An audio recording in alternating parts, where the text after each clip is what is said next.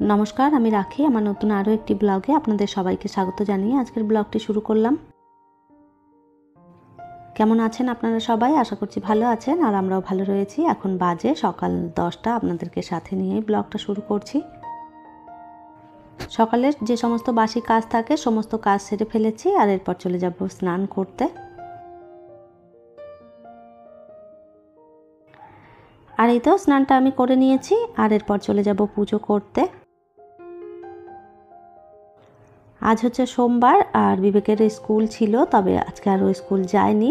কারণ হচ্ছে ও খেলতে গিয়ে কালকে অনেকটা পা কেটে ফেলেছে, তো সেই কারণে জুতো পরতে অসুবিধা হবে, তো ওই জন্য স্কুলটা আজকে ছুটি রয়েছে। আর বিবেক তো সারা দিন এত বদমাইশি করে তার বলার কিছু নেই। তো এই যে এত বদমাইশির কারণেই কিন্তু ওর এখানে সেখানে কাটা ছেঁড়া এগুলো সবসময় হতে থাকে কিছু না কিছু। তো কি আর করা যাবে, ওষুধ লাগিয়ে দিয়েছি, এখন ব্যথাটা একটু কমেছে।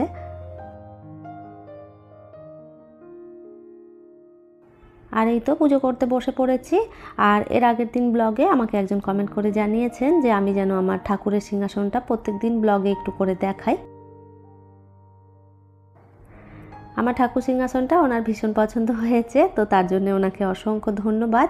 আপনি এত সুন্দর কমেন্ট করে যে আমার ঠাকুরের সিংহাসনটা দেখতে চেয়েছেন, আমার কাছে এটাই অনেক বড় পাওয়া। তো আমি নিশ্চয়ই চেষ্টা করব প্রত্যেক দিন মন্দিরটা একটু করে দেখানোর, তো আশা করছি আপনি খুশি হবেন।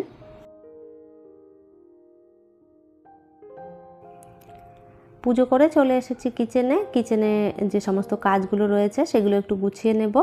আর আজকে আর রান্নাবান্না দুপুরে করব না, ভেবেছি একটু বাপের বাড়ি যাব, অনেক দিন পর্যন্ত যাওয়া হয়নি। মা ফোন করে বারবার করে বলছে দুপুরবেলায় আসতে।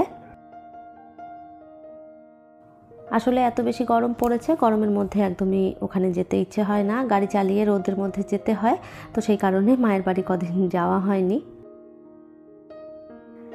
আমরা গেলে মায়ের ভীষণ খুশি হয়, তো সেই কারণেই মা বারবার করে ডাকতে থাকে। দুদিন না গেলে বলবে তোরা কতদিন হয়েছে আসিসনি, ভালো লাগে না না এলে, তো সেই কারণেই যাওয়া হয়। আমার বাপের বাড়িটা যেহেতু আমার বাড়ির থেকে খুব একটা দূরে নয়, তো সেই কারণে আমি গিয়ে সঙ্গে সঙ্গে আবার 1-2 ঘন্টা পর চলেও আসি। রাত খুব একটা কাটাই না মায়ের ওখানে, তো সেই কারণেই মা বলতে থাকে যে তোরা এসে কখনো থাকিস না। আমার বাপের বাড়ির ঘরটাও একটু ছোট, তো সেই কারণে রাতেরবেলায় ওখানে থাকতে একটু প্রবলেম হয়, শোয়ার জায়গার অসুবিধে হয়ে যায়। তো যেহেতু আমাদের ঘরটা এখনও পর্যন্ত শুরু হয়নি, তো সেই কারণে সমস্যা হয়।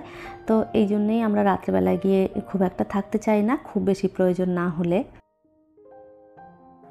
ঘরটা আমরা অনেক দিন আগে থেকেই শুরু করেছিলাম বানাবো বলে, তো আপনারা যারা আমার ব্লগ দেখেন তারা জানবেন যে আমার বাপের বাড়ির ঘরটা একটুখানি হয়ে তারপরে আটকে রয়েছে। আসলে একটু জায়গা জমির প্রবলেমের জন্য আমাদের ঘরটা এখনো পর্যন্ত হয়নি। আর এরপরে আবারও হয়তো ঘরের কাজটা কয়েকদিনের মধ্যেই শুরু হয়ে যাবে, তো এখনো পর্যন্ত সঠিক বলতে পারছি না। যদি সমস্যা মিটে যায় তাহলে হয়তো তাড়াতাড়ি করেই ঘরটা হয়ে যাবে। আর এই তো আপনাদের সঙ্গে গল্প করতে করতে সমস্ত বাসনগুলোও আমি গুছিয়ে ফেলেছি। আর এই যে মোটামুটি হয়ে গেছে সমস্ত জিনিসপত্র গোছানো। এরপরে হয়তো একটু রেডি হব, বিবেককেও স্নান করিয়ে দেব, তারপরে দুজনে মিলে বেরিয়ে পড়ব।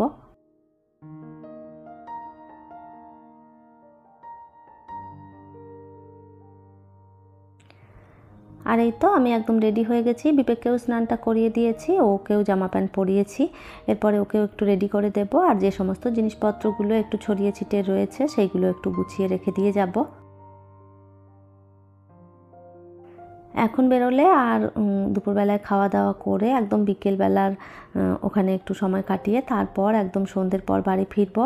তো সেই জন্যই সমস্তটা গুছিয়ে গেলে সুবিধে হয়, এসে আর কোনো কিছু গোছানোর প্রয়োজন হয় না।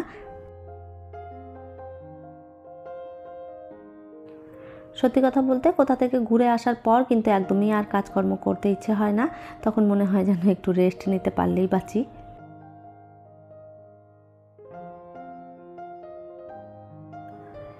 এই মুহূর্তে আপনারা যারা আমার ভিডিওটি দেখছেন প্লিজ একটি লাইক করে দেবেন, আর আমার ভিডিওর কোনো অংশ যদি আপনাদের ভালো লেগে যায় কমেন্ট করে জানাতে ভুলবেন না। আর এই ধরনের ভিডিও যদি আপনারা আরও দেখতে চান চাইলে কিন্তু আমার চ্যানেলটিকে সাবস্ক্রাইব করেও রাখতে পারেন। কাজটি যারা অলরেডি করে রেখেছেন তাদের অসংখ্য ধন্যবাদ। আর এই তো রেডি হয়ে পড়েছি, এরপর বেরোবো। তো ভাবলাম একবার চেক করে নিই সব জিনিসপত্র ঠিকঠাক মতো নিয়েছি কি না। আর এক একটা সময় তো এমন হয় ব্যাগ নিয়ে বেরিয়ে চলে যায়, তার মধ্যে টাকা পয়সা কিছুই থাকে না। অনেকবার এরকম হয়েছে, তো সেই জন্য এখন বেরোনোর আগে একবার দেখে নিই। আর এই তো সমস্তটা গুছিয়ে ফেলেছি, তাহলে চলুন বাপের বাড়িতে গিয়ে আবারও দেখা হচ্ছে।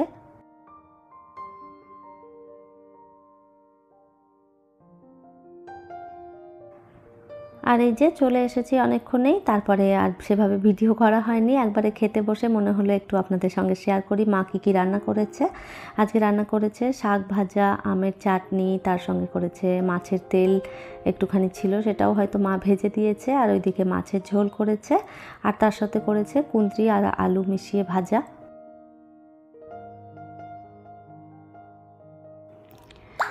খাওয়া দাওয়া সেরে তারপরে বেরিয়ে পড়েছিলাম একটু মার্কেটের দিকে। ভেবেছিলাম কিছু কেনাকাটা করব। এখানে কিছু সিরামিকের টব রয়েছে, এগুলো নেব বলেই এসেছিলাম। তো এখানে সেভাবে খুব একটা জিনিস পছন্দ হয়নি, সব জিনিসগুলোই ওনাদের শেষ হয়ে গেছে। তো কিছু না কিনেই এখান থেকে বেরিয়ে পড়েছি। ওখান থেকে বেরিয়ে তারপরে চলে এসেছিলাম নার্সারিতে, এখান থেকে কিছু গাছ কিনবো ভেবেছি। আর এখানেও ফুলের টব পাওয়া যায়, এখান থেকে ভেবেছি টব আর গাছ সমস্তটা এখান থেকেই কিনে নিয়ে যাব। আর এই যে ওনাদেরকে বললে কিন্তু ওনারা বেশ সুন্দর করে মাটি দিয়ে গাছগুলোকে বসিয়েও দেয়। তো যেহেতু গাছ নেব, টবও নিয়েছি, ভাবলাম ওনাদেরকেই বলি গাছগুলো বেশ সুন্দর করে বসিয়ে দিতে, তাহলে কি বাড়ি গিয়ে আমার খুব একটা ঝামেলা হবে না। আর যেহেতু বাড়িতে মাটিও নেই সেভাবে, মায়ের ঘর থেকে আবার মাটিটাও আনতে হবে, তো সে কারণে ওনাদেরকেই বলেছি লাগিয়ে দিতে। আর এই তো এখান থেকে এই যে কটা গাছ কিনেছি, এদিকে যে গাছগুলো দেখতে পাচ্ছেন ওই গাছগুলোই নিয়েছি। তো এই যে ওনারা এখন বসিয়ে দেবেন। তো এই যে গাছ লাগাতে কিন্তু বেশ খানিকটা সময় লাগবে। আর এরপরে এখান থেকে সোজা চলে যাব বাড়ি। তাহলে চলুন আমার আজকের ভিডিওটা এই পর্যন্তই, ফিরবো নতুন ব্লগ নিয়ে। ততক্ষণের জন্য সবাই ভালো থাকবেন, সুস্থ থাকবেন।